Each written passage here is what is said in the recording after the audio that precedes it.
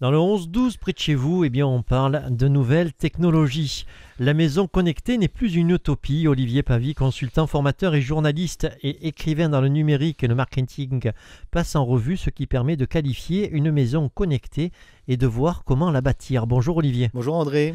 Alors Olivier, qu'est-ce qui a changé pour la maison connectée?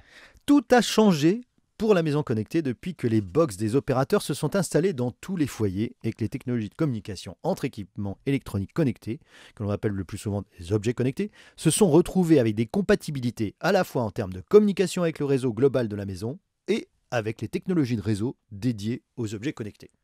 Parce qu'il y a des technologies différentes de réseaux dans la maison connectée? Oui, il y a des technologies connues comme le Wi-Fi, qui existe en plusieurs normes, qui relie les équipements les plus voraces en débit de données, notamment pour la vidéo. Il y a ceux plus dédiés à des connexions de type audio, comme le Bluetooth. Et puis, il y en a des qui sont dédiés aux objets connectés, qui ne demandent pas beaucoup de transfert d'informations, mais requièrent absolument de l'économie d'énergie. On y trouve Zigbee et Z-Wave. Oula Olivier, là ça semble vraiment très compliqué. Alors, il faut comprendre, André, que si la commande d'un objet connecté consomme un peu trop quand il s'agit de faire des économies d'énergie, de chauffage ou de lumière, il n'est pas intéressant de l'utiliser. Surtout quand on commence à vouloir économiser sur les économies de lumière avec des lampes à LED qui consomment 10 à 15 fois moins que des lampes à incandescence pour la même quantité de lumière. Imaginez que pour économiser 1 heure d'allumage d'une lampe à LED, il faille consommer la même chose en 10 heures par l'outil de commande. Toutes les 10 heures, sans que vous n'ayez besoin de la lumière, vous auriez consommé autant d'énergie que si elle était allumée pendant 1 heure. On appelle ça du gaspillage programmé.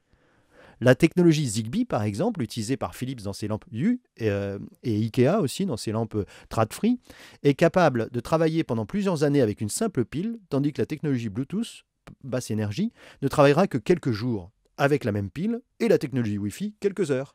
Ça c'est intéressant Olivier, mais alors comment toutes ces technologies peuvent-elles travailler ensemble? Eh bien, c'est le cœur du problème, ou plutôt de la solution, André.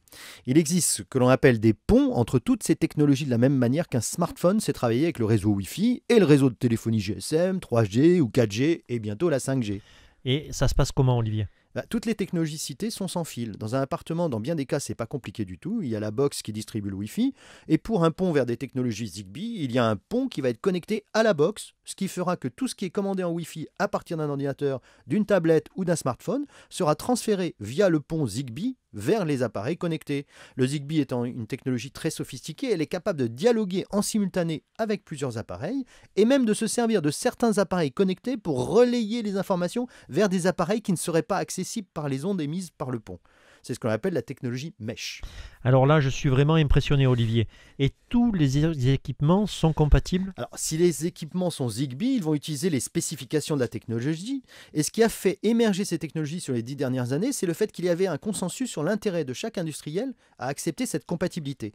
La même idée qui a fait en son temps le succès du PC, qui avait tué dans l'œuf des centaines d'autres idées propriétaires. Néanmoins, cette fois, le Zigbee n'a pas été pensé pour être le plus petit commun dénominateur, en excluant le meilleur au profit du service de base. Il est ouvert à toutes les propositions qualitatives et peut se commander par tout type de pont qui respectera la norme, au moins pour un service donné.